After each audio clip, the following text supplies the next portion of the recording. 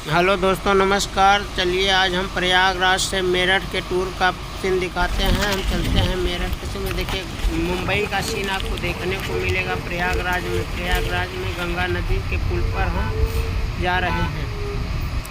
इसमें आप देख पा रहे हैं कि गंगा नदी का वो रेलवे लाइन है, ये हाईवे है। यह मुंबई में आपको सीन देखने को मिलेगा।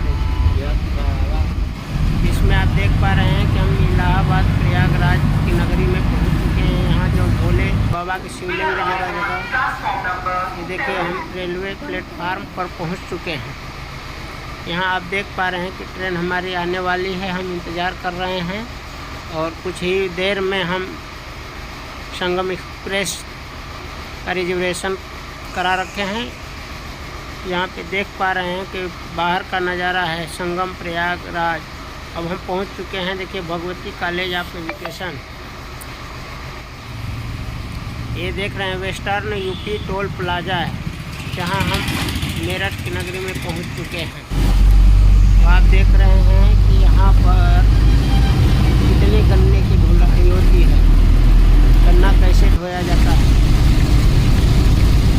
आप देख रहे हैं कि यह toll plaza western UP toll plaza है, जो हम पश्चिमी उत्तर प्रदेश में पहुंच चुके हैं। अब आगे की वीडियो में चैनल को सब्सक्राइब और लाइक करना ना भूलें दोस्तों। नमस्कार, धन्यवाद।